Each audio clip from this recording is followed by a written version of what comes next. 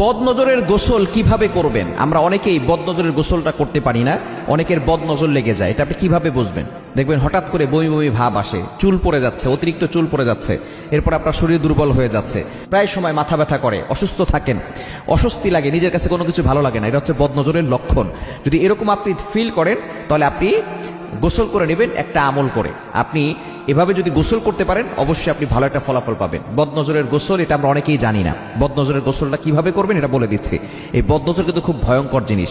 নবীজি সাল্লাল্লাহু আলাইহি ওয়াসাল্লাম জানিয়ে দিয়েছেন, আল আইনু হাক্কুন, বদনজর এটা সত্য।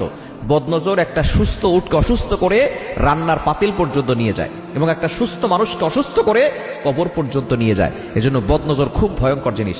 আমরা অনেকে শো অফ করি, এটা করি সেটা করি, এটার পোস্ট দেই সেটার পোস্ট দেই, মানুষকে ভাব দেখাই, এই আছে সেই আছে। এত কিছু দেখাতে যাবেন না। প্রাইভেট জিনিসগুলো গোপন রাখেন, কারণ অনেকের বদনজর লেগে যেতে পারে। অনেকের চোখ খারাপ, চোখ দিয়ে আপনাকে বাজে মন্তব্য করবে, দেখা যাবে যে আপনার বদনজর লেগে গেছে। এই জন্য এই বেশি শো অফ করতে যাবেন না। বর্তমানে বদনজরের যুগে আপনি শো অফ করতে যাবেন না। আপনি বদনজরের গোসলটা কিভাবে করবেন এটা বলে দিচ্ছি।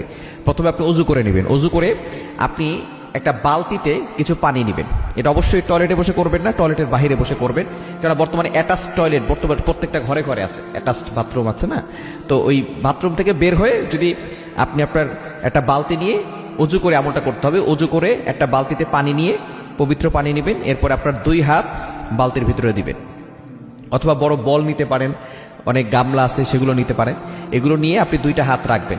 এরপরে আপনি প্রথমে দুরূদ শরীফ 7 বার পড়বেন। সবকিছুই 7 বার করে পড়বেন। দুরূদ শরীফ 7 বার। কোন দুরূদ পড়বেন? দুরূদ ইব্রাহিম, যেটা আমরা নামাজের ভিতরে পড়ি। আল্লাহুম্মা সাল্লি আলা মুহাম্মাদ ওয়া আলা আলি মুহাম্মাদ কামা সাল্লাইতা আলা ইব্রাহিম ওয়া আলা আলি ইব্রাহিম ইন্নাকা হামিদুম মাজিদ। আল্লাহুম্মা বারিক আলা মুহাম্মাদ ওয়া আলা আলি মুহাম্মাদ কামা বারাকতা আলা ইব্রাহিম ওয়া আলা আলি ইব্রাহিম ইন্নাকা হামিদুম মাজিদ। এটা 7 বার পড়বেন। এরপরে আপনি সূরা ফাতিহা পড়বেন 7 বার। এরপরে আয়াতুল কুরসি পড়বেন 7 বার। এরপরে সূরা ইখলাস 7 বার, সূরা ফালাক 7 বার, সূরা নাস 7 বার। এরপরে শেষে আবার দুরূদ শরীফ 7 বার পড়ে আপনি ওই পানিতে ফু দিবেন। হাত তো পানিতে আছে, আবারও ফু দিবেন। এরপরে ওই পানিটা দিয়ে আপনি পানি অ্যাড করতে পারেন, অথবা ওই পানি দিয়ে আপনি গোসল করবেন। গোসল করলে ইনশাআল্লাহ আপনার বদনজরের গোসল হয়ে যাবে। এই গোসলটা করলে আপনি বদনজর থেকে বেঁচে যাবেন। এবং নতুন করে যাতে করে কেউ বদনজর করতে না পারে, এই ক্ষেত্রে আপনি 5 ওয়াক্ত নামাজ পড়বেন এবং আয়াতুল কুরসি আর 4 কুল সূরা কাফিরুন, ইখলাস, ফালাক, নাস এটা পড়ে আপনি আপনার বুকে ফু দিবেন আর হাতে ফু দিয়ে পুরো শরীরে হাত বুলিয়ে দিবেন। শরীর বন্ধ থাকলে দুনিয়ার কোনো শক্তি আপনাকে ক্ষতি করতে পারবে না।